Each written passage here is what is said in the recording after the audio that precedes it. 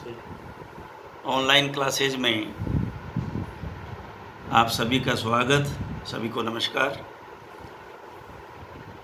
First year HDP physiology में आज कल मैंने आपको बताया था कि भाई नेक्स्ट जो हमारा रहेगा जो लेसन वो रहेगा hormones of male reproductive system and there effects. ये आज जो सब्जेक्ट में नर जनन तंत्र से संबंधित हार्मोन व उनके प्रभाव, हमने फीमेल के जो है हार्मोन और उसके प्रभाव पढ़ लिए और अभी हमने रिप्रोडक्टिव ऑर्गन्स पढ़ लिए मेल के। तो अब जो है उनके जो हार्मोन हैं मेल के, वो क्या प्रभाव डालते हैं, किस तरह से प्रभाव डालते हैं, तो ये आज हम इसको पढ़ेंगे। पिछले अध्याय में भी हमने पढ़ा था कि लेडिंग सेल और सर्टोली सेल्स दोनों ही पढ़ी थी। ये एंडोक्राइन ग्लैंड्स हैं, अंतःस्रावी हैं ये। तो ये क्या क्या करती हैं? सर्टोली सेल हमें पढ़ा था कि ये पोषण के लिए है और लेडिंग सेल जो है वो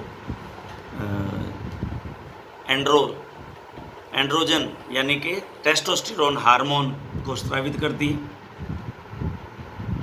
इन कोशिकाओं का मुख्य कार्य टेस्टोस्टेरोन हार्मोन को स्रावित करना है, लेडिंग का, जो नर के विकास व शुक्राणु जनन को रख रखाव मेंटेन के लिए जरूरी है,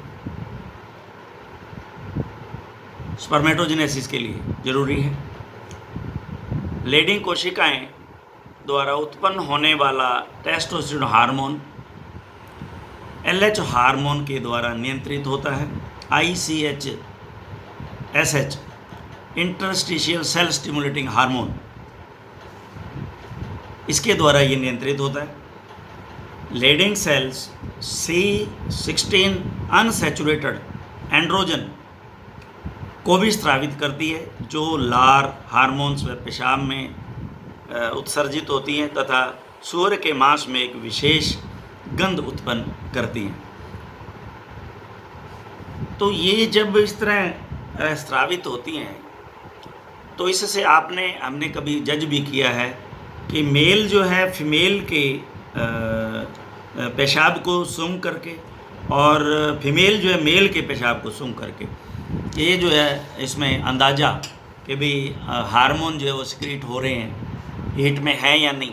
तो ये आपने देखा होगा, ये आम बात है गांव के अंदर, ये आम जो एक्शन है हम देखने को मिलता है हमें। सर्टोली सेल ये कोशिकाएं सेमिनिफेरस ट्यूब्यूल्स में ही स्थित होती हैं। ये कोशिकाएं स्पर्मेटोसाइट्स व स्पर्मेटिड के चारों तरफ एक लंबी प्रक्रिया कर उनके वृद्धि में मदद करती है तथा उनका पोषण करती है। स्पर्मेटोसाइट और स्पर्मेटिड्स क्या हैं? ये स्पर्म जो है इसका शुरुआती रूप है। ये हमने पढ़ा था, स्पर्मेटोसाइट्स से स्पर्मेटिड्स बनते हैं और फिर स्पर्मेटिड्स से जो है वो स्पर्म्स बनते हैं, मैच्योर स्पर्म बनते हैं। सेमिनिफेरस ट्यूब्यूल्स में जो तरल द्रव्य होता है वह इन्हीं कोशिकाओं द्वारा स्रावित किया जाता है। सेमिनिफेरस ट्यूब्यूल्स के अंदर जो द्रव्य है, जिसका हमने पीछे अध्ययन किया था कि जिसके प्रेशर से स्पर्म जो हैं वो रेक्टी टेस्टी तक जो है वो दबाव में आ जाते हैं, यहाँ जो है वास इफरेंट तक आते हैं। वास इफरेंट तक एपिडिडाइमस का जो हेड स्टार्ट होता है वहाँ तक तो इसके फोर्स से आ जाते हैं, दबाव में आते हैं। और फिर उसके बाद में हमने पढ़ा था कि जब ये वास डिफरेंस में पहुंचते हैं तो वास डिफरेंस के अंदर जो सीलिया हैं उनके मूवमेंट से जो है वो आगे इजैकुलेशन के लिए बाहर जो है दिए जाते हैं, भेजे जाते हैं। इन सर्टोली सेल के कोशिका द्रव्य व केंद्रक में टेस्टोस्टेरोन हार्मोन के रिसेप्टर मौजूद रहते हैं। पीछे भी हमने इस लाइन को पढ़ा था कि ये जो क्या करते हैं, टेस्टोस्टेरोन हार्मोन को एस्ट्रोजन में बदल देते हैं।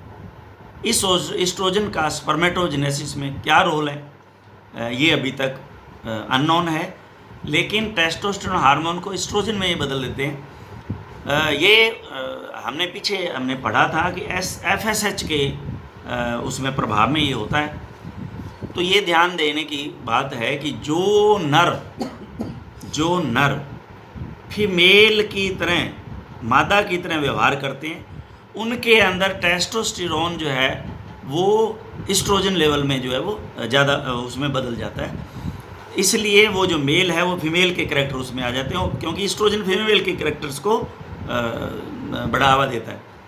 तो ये भी यहाँ ये इसको अंडरलाइन कर लेना, ये भी पूछा जा सकता है कि ऐसा क्यों होता है। तो ये जवाब ये होगा इसका कि सर्टोली सेल की कोशिकाओं द्रव्य केंद्रक टेस्टोस्टेरोन हार्मोन के रिसेप्टर मौजूद होते हैं, जो टेस्टोस्टेरोन हार्मोन को एस्ट्रोजन में बदल देते हैं। और ये जो है एक्शन जो है किससे स्टार्ट होता है? हाइपोथैलेमस से।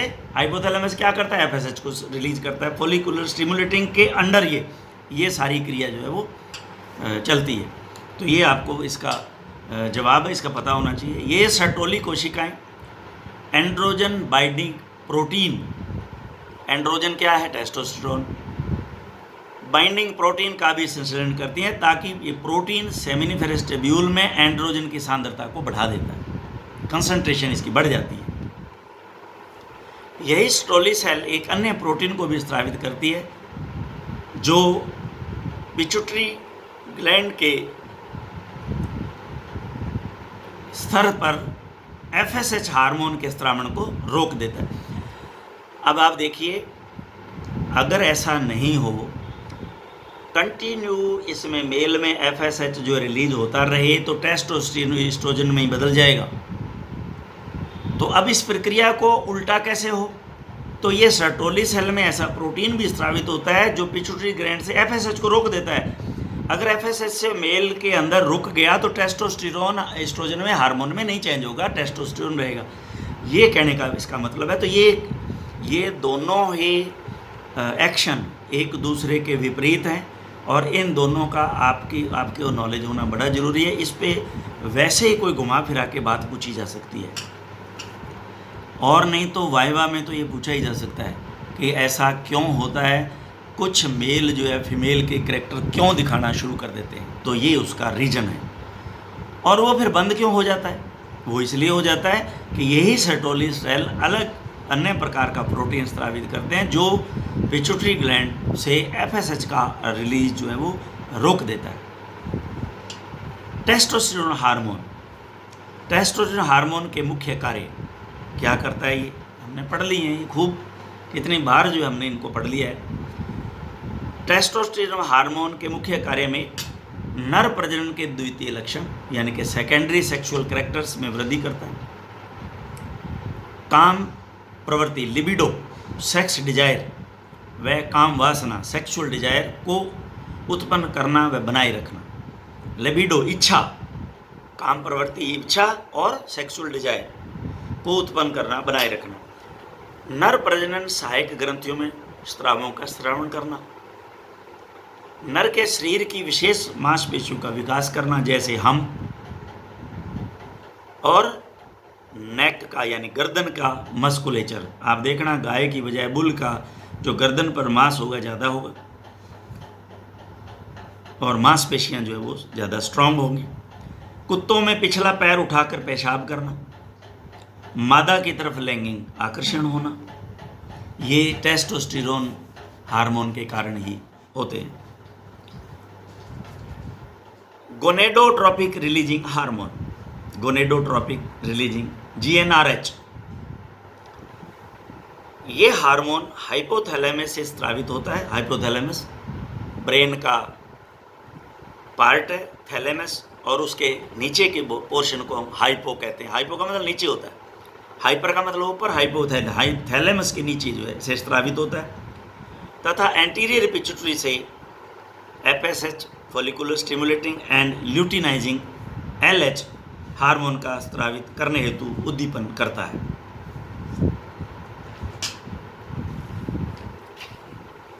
फॉलिकुलर स्टिमुलेटिंग हार्मोन FSH, यह हार्मोन पीयूष ग्रंथि के अग्रभाग से स्रावित होता है। हमने पढ़े थे अग्रभाग से स्रावित होने वाले, और पश्चिम भाग से तो 3 ही थे, ऑक्सीटोसिन था, हमने पढ़ा था, रिलैक्सिन था, ये भी हमने उसमें पढ़ा था। तो यहाँ ये हार्मोन अग्रभाग से एंटीरियर, और भी कई हैं जो एक थोड़ा ही था, अग्रभाग से स्रावित होने वाले हमने पढ़ लिए पूरी तरह से। ग्रोथ प्रोमोटिंग जितने हैं वो अग्रभाग से ही थे। यह हार्मोन सेमिनिफेरस ट्यूब्यूल्स पर प्रभाव डालकर शुक्राणुजन स्पर्मेटोजेनेसिस, स्पर्म बनने की क्रिया की प्रक्रिया को शुरू करता है तथा स्पर्मेटोसाइट्स में प्रोटीन सिंथेसिस को बढ़ाता है। स्पर्मेटोसाइट्स में, सेमिनिफेरस ट्यूब्यूल टेस्टिस में सर्टोली सेल को स्टिमुलेट करता है। तो ये जब ये इसको स्टिमुलेट करता है तो ये सर्टोली सेल के कार्य शुरू हो जाते हैं। सर्टोली सेल से एस्ट्रोजन व इनहिबिन का स्त्रावण करने हेतु प्रेरित करता है। सर्टोली, हमने अभी अभी पढ़ा कि सर्टोली सेल से प्रोटीन जो है एक ऐसा भी आता है जो वापस FSH को इनहिबिट करता है, यानी रोकता है। तो ये क्रिया सर्टोली सेल में एस्ट्रोजन व इनहिबिटिन का रिलीजन करने हेतु प्रेरित करता है। LH interstitial cell stimulating hormone, ICSH और LH एक ही बात है। इसका मुख्य कार्य लेडिंग सेल्स को स्टिमुलाई देना है। लेडिंग सेल जो टेस्टोस्टेरोन बनाती हैं का उद्दीपन करता है ताकि टेस्टोस्टेरोन हार्मोन का सक्रीशन हो सके। लेडिंग सेल स्पर्मेटोजेनेसिस की प्रक्रिया को बनाए रखने में मदद करता है। सर्टोली सेल पोषण करती है और ये टेस्टोस्टेरोन हार्मोन को रिलीज करता है। नर द्वारा उत्पन्न प्रजनन हार्मोन के कार्यों का नियंत्रण, अभी हमने जो पीछे पढ़ा है इस सारे को इसने इस डायग्राम से अच्छी तरह से समझा दिया। देखिए हाइपोथैलेमस ब्रेन का पार्ट, और यहाँ पर हमारे पास हमने पढ़ लिया अच्छी तरह से कि वे ये जो हार्मोन का सक्रीशन होता है ये स्टिमुलाई कहाँ से मिलता है। हमने पढ़ लिया देखने से, सूंघने से, टच करने से, टच होने से, और साउंड से, आवाज़ से। ये हमने पढ़ी है पीछे चीज़ें। अगर ऐसा देखने में आता है तो हाइपोथैलेमस को ये मैसेज आता है, तो वहाँ से क्या होता है, हमने उसमें भी पढ़ा था वहाँ की गोनेडोट्रोपिक रिलीजिंग हार्मोन स्रावित होता है। अब जब गोनेडोट्रोपिक हार्मोन स्रावित होता है तो ये एंटीरियर पिट्यूटरी यानी कि एडिनो हाइपोफाइसिस को ही कहते हैं, एंटीरियर पिट्यूटरी के पार्ट को। तो इससे क्या FSH और LH सक्रीशन होता है। FSH तो से जो सर्टोली सेल बनते हैं, और इसमें हमने ऊपर पढ़ा है अभी भी पढ़ा, एंड्रोजन बाइंडिंग प्रोटीन देती है। ये स्पर्मेटोजेनेसिस को जो है वो पूरी तरह से स्टार्ट करता है। और इसमें जब ये इस क्रिया को रोकना भी तो है, तो इसमें ऐसा प्रोटीन सक्रीट होता है, अभी हमने पढ़ा पीछे, जो क्या करता है इनहिबिशन। ये देखिए इनहिबिट किससे करता है, वो प्रोटीन रिलीज करता है जो हाइपोथैलेमस को मैसेज आता है कि भी ये क्रिया पूरी हो चुकी है, इसलिए वहाँ से गोनेडोट्रोपिक रिलीजिंग हार्मोन को रोक दिया जाए। तो ये रोक दिया जाता है। ये देखिए बड़ा डायग्राम में प्रॉपर दे रखा है चेक, इनहिबिन ये दे रखा है, ये चेक हो गया। अब इधर सेकंड में क्या होता है कि इधर LH जो है वो लेडिंग सेल का सक्रीट करता है, तो ये टेस्टोस्टेरोन बनता है। अब टेस्टोस्टेरोन में जब पूर्ण रूप से development of secondary sexual characters भी आते हैं।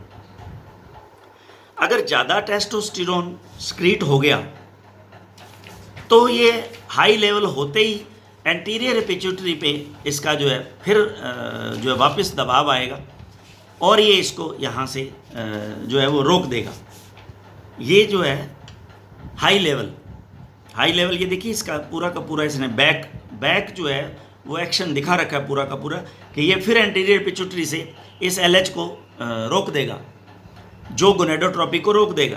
तो जैसे जैसे ये रुकेगी क्रिया तो ये इनका जो है बाद में ये रिलीजिंग जो है वो फिर बंद हो जाएगी। जब इसकी आवश्यकता है तब ये स्टार्ट होगा।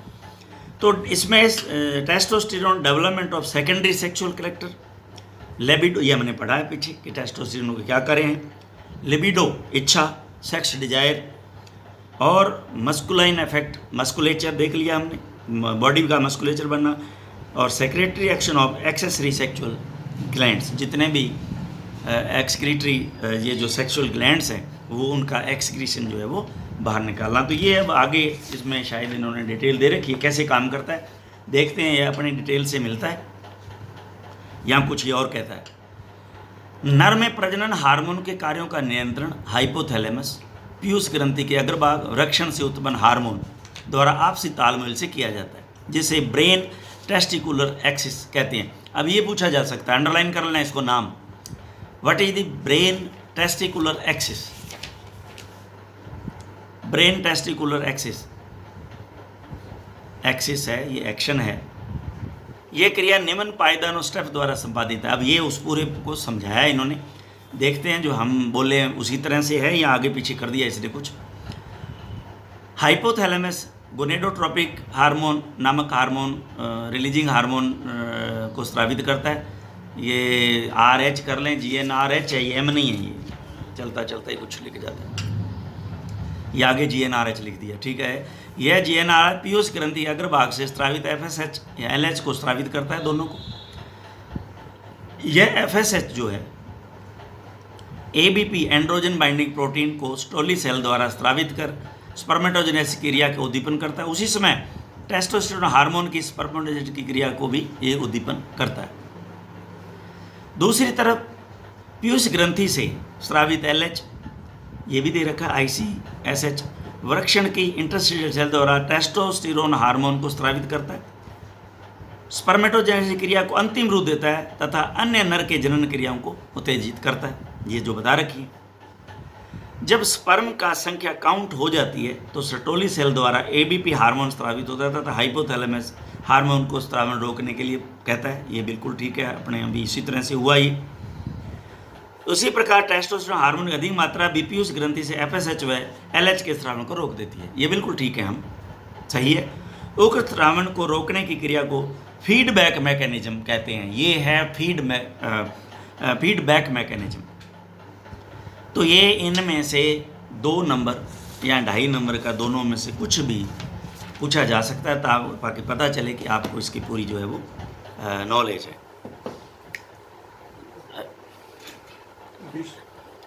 कितना हो गया टाइम?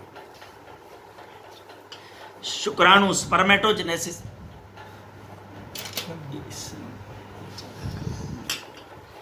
शुक्राणु जनन स्पर्मेटोजेनेसिस, यह शुक्राणु जनन नलिका में जनन उपकला जर्मिनल एपिथीलियम की कोशिका स्पर्मेटोगोनिया का बार बार विभाजन द्वारा उत्पन्न एक विशेष प्रकार के मोटाइल सेल जिसे स्पर्मेटोजोआ कहते हैं। स्पर्मेटोजेनेसिस, स्पर्मेटोजेनेसिस ये शुक्र जनन नलिका में जनन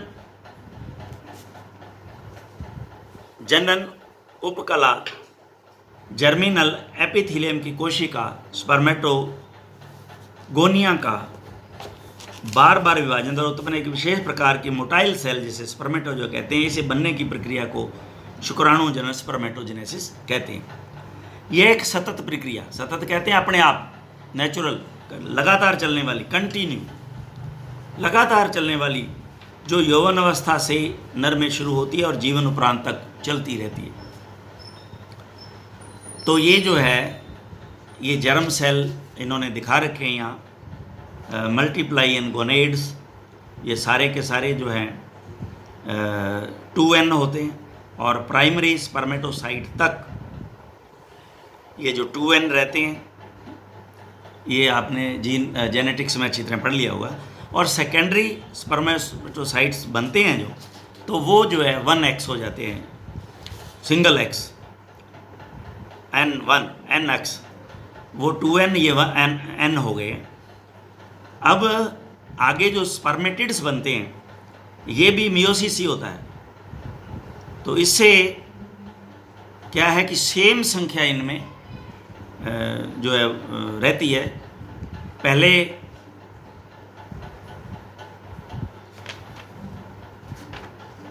ये सेम संख्या इनमें रहती है और ये स्पर्मेटोजेनेसिस पूरी क्रिया होने के बाद में स्पर्मेटोजोआ बन जाते हैं। तो अब ये हम देखेंगे, इसको भी पढ़ते हैं। यह शुक्राणु जनन 3 फेज में होता है। स्पर्मेटोसाइटोजेनेसिस, मियोसिस और स्पर्मियोजेनेसिस। 3 है ये, स्पर्मेटोसाइटोजेनेसिस, मियोसिस और स्पर्मियोजेनेसिस। तब देखते हैं स्पर्मेटोसाइटोजेनेसिस। इसमें जो सेमिनिफेरस ट्यूब्यूल्स में जो जर्म सेल होती है, वे कोशिका समसूत्री विभाजन, मायोटिक डिवीजन, समसूत्री यानी कि जिसमें जो है एन वो सेम रहेंगे, 2n है तो 2n ही रहेंगे, डिवीजन द्वारा 2 में विभक्त हो जाती है। इसमें से एक तो स्पर्मेटोजोआ के निर्माण में भाग नहीं लेती, लेकिन दूसरी स्पर्मेटोजोआ के निर्माण में भाग लेती है। उसे ए टाइप स्पर्मेटोगोनियम कहते हैं, ए टाइप स्पर्मेटोगोनियम सेल कहते हैं। सांड व मेंढे में ये ए टाइप में 4 समसूत्री विभाजन यानी कि सेम जो है एन रहेंगे। 4 समसूत्री विभाजन A1, A2, A3 और A4 होता है। वह अंत में बी टाइप स्पर्मेटोगोनिया का निर्माण होता है, जिसे प्राथमिक शुक्र कोशिका यानी कि प्राइमरी स्पर्मेटोसाइट कहते हैं। ये बिल्कुल अच्छी तरह समझा रखा है। अर्थात एक स्पर्मेटोगोनिया से 16 प्राइमरी स्पर्मेटोसाइट बनते हैं। इनमें क्रोमोसोम की संख्या 2n होती है। अर्धसूत्री, अब ये मियोसिस चलेगा। पहला हुआ स्पर्मेटोसाइटोजेनेसिस, फिर अब मियोसिस है, फिर हम स्पर्मियोजेनेसिस पढ़ेंगे। मियोसिस, इन प्राथमिक शुक्र कोशिकाओं में प्राइमरी स्पर्मेटोसाइट्स में अर्धसूत्री विभाजन मियोसिस होकर 2 द्वितीय शुक्र कोशिकाएं सेकेंडरी स्पर्मेटोसाइट्स का निर्माण होता है। इनमें क्रोमोसोम की संख्या n होती है। इनमें पुनः विभाजन होकर 4 स्पर्मेटिड्स बनते हैं। अर्थात प्रत्येक स्पर्मेटोगोनिया से 64 स्पर्मेटिड्स का निर्माण होता है, जिनमें से कुछ नष्ट हो जाते हैं, कुछ का विकास हो जाता है। अब स्पर्मियोजेनेसिस, कोशिका बिना विभाजन के नवनिर्मित स्पर्मेटिड का पूर्ण विकसित स्पर्मेटिड के रूप में बदल जाने की प्रक्रिया को स्पर्मियोजेनेसिस कहते हैं। जो स्पर्मेटिड्स बने ना, उनमें n है, क्रोमोसोम की संख्या अब इनमें n है। तो अब ये जो हमारे पास स्पर्मेटिड बन गए स्पर्मेटोसाइट्स से, तो ये जो है अब स्पर्म बनेंगे। तो इसके बनने की प्रक्रिया को स्पर्मियोजेनेसिस कहते हैं। स्पर्मेटिड रूप में बदल जाने की प्रक्रिया स्पर्मेटोजेनेसिस कहते हैं। यह प्रक्रिया में स्पर्मेटिड में निम्न बदलाव लाती है। अब पहला है, इसमें गोल्गी काय एक्रोसोम का निर्माण करता है। गोल्गी काय हमने पढ़ी हुई है। माइटोकॉन्ड्रिया,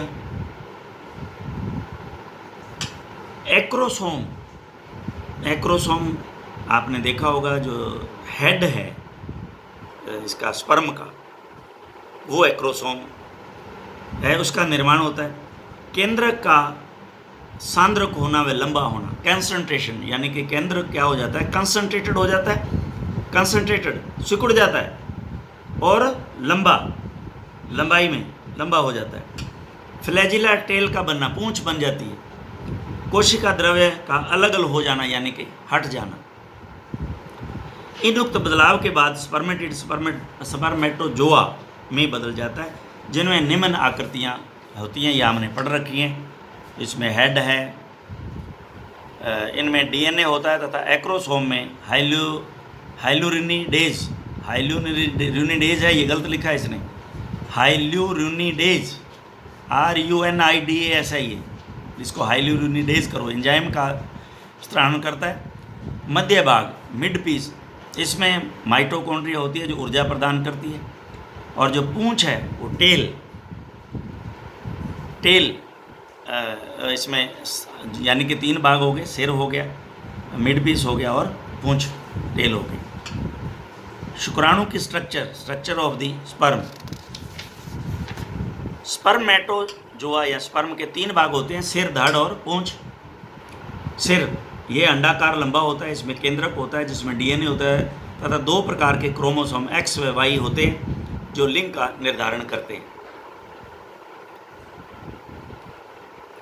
डीएनए होता है, इस डीएनए में एक्स और वाई 2 तरह के क्रोमोसोम है जो लिंग का निर्धारण करते हैं। गोवंश में शुक्राणु की कुल लंबाई 50 से 80 माइक्रोन मिलीमीटर होती है, जिसमें सिर 9.2 माइक्रोन मिलीमीटर माइक्रोन मीटर होता है।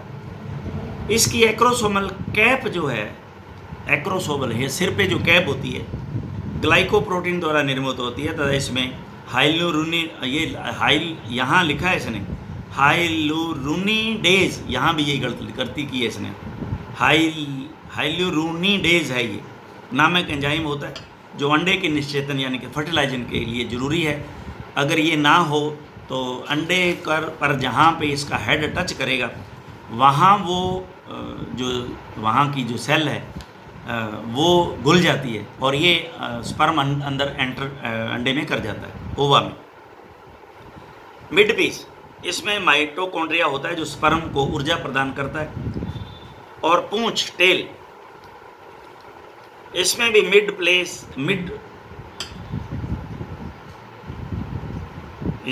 मिड प्लेस का माइटोकॉन्ड्रिया का भाग होता है, मिड पीस का होता है, मिड पीस का माइटोकॉन्ड्रिया का भाग होता है तथा यह पूंछ स्पर्म की मोटिलिटी में मदद करती है, चलने में, गति में मदद करती है। स्पर्म साइट और डिस्पोजिशन से साइट ऑफ फर्टिलाइजेशन यानी कि फैलोपियन ट्यूब तक पहुंच सके। स्पर्म जो है साइट ऑफ डिस्पोजल जहाँ ये छोड़ा गया है, और site of fertilisation fallopian tube में क्या होती है, एम्प्यूला तक पहुंच सके, लेकिन यह अंडे के निषेचन में भाग नहीं लेती है। तो ये इसकी स्ट्रक्चर दिखा रखी है, बैक साइड में बहुत ही अच्छा डायग्राम बना है। तो इसको आप अच्छी तरह से याद करें। ये पूरा का पूरा जो है ये हार्मोन है वो बड़े इंटरेस्टिंग भी हैं और इम्पोर्टेंट भी हैं। आज का ये चैप्टर हमारा कंप्लीट है। अब नेक्स्ट जो हमारा हम जो चैप्टर लेंगे वो 21 memory gland and milk production next में हम देखेंगे। Thank you very much.